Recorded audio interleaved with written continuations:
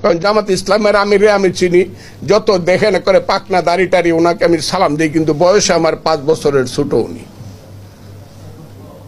আমি ওনাকে দেখছি উনি জাসদ ছাত্রলীগ করে না, আমি মিথ্যা কথা বললে আপনারা জানেন, দেখেন উনি জাসদ ছাত্রলীগ করতো, মান্নাদের কর্মী ছিল, মাহমুদুর রহমান মান্নাদ।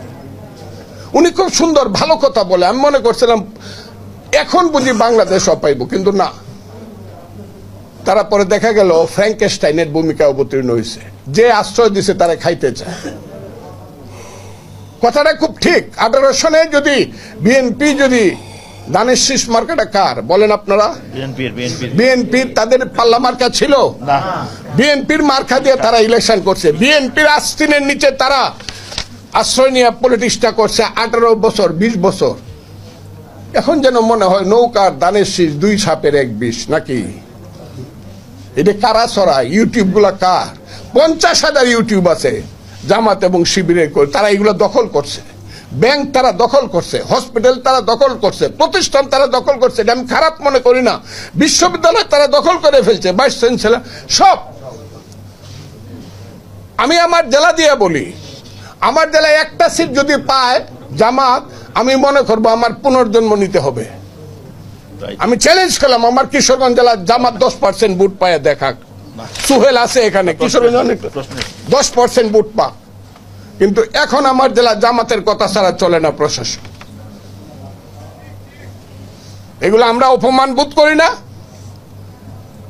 যারা তারা আশ্রয় দিল বাঁচাইলো তাদেরকে এখন খাইতে চান।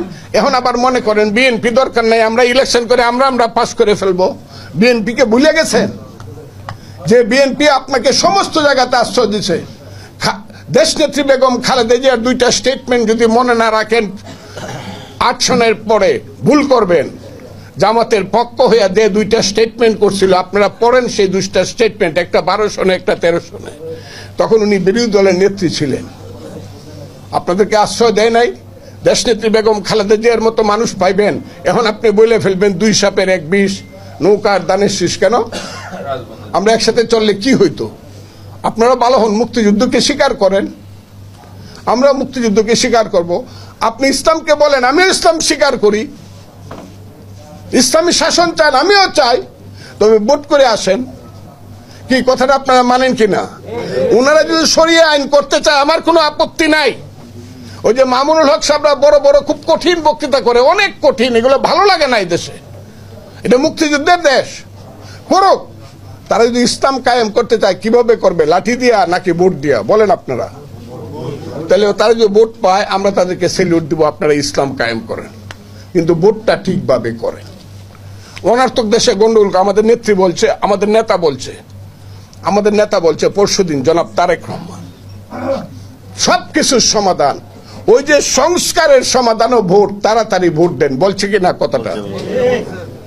ভোট দেন, আগে নির্দিষ্ট হোক, নির্ধারিত হোক এই দেশে কে মেজরিটি। আপনারা আবার করেন না, বঙ্গবন্ধুর কথা বললেই কোন ফজলুর রহমান আওয়ামী লীগ করে। আরে আওয়ামী লীগ করবো, আমি তখন 18 বছর যাবৎ বিএনপি করি। বঙ্গবন্ধু, শেখ মুজিবুর রহমান সবাই যখন ইলেকশনের কথা না করছে, যখন ভাসানী নিয়ে কমিউনিস্ট পার্টির স্লোগান দিছে, তাদের কমিউনিস্ট পার্টি রইল তো ওই হারামজাদা জনগণ, রইল তোদের নির্বাচন, আমরা গেলাম সুন্দরবন। মুরব্বীদের এটা মনে থাকার কথা। তারা ইলেকশন করবে না, ভোটের আগে বাদ চাই।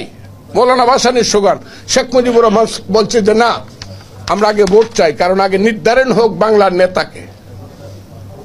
আমরা ভোট চাই, আগে নির্ধারণ হোক বাংলাদেশের মেজরিটি কে। এইটা কি দেশনেত্রী বেগম খালেদা জিয়া, তারেক রহমান, বিএনপি, নাকি জামাত ইসলাম বা অন্য কেউ? এইটা আগে নির্ধারিত হোক কারা মেজরিটি।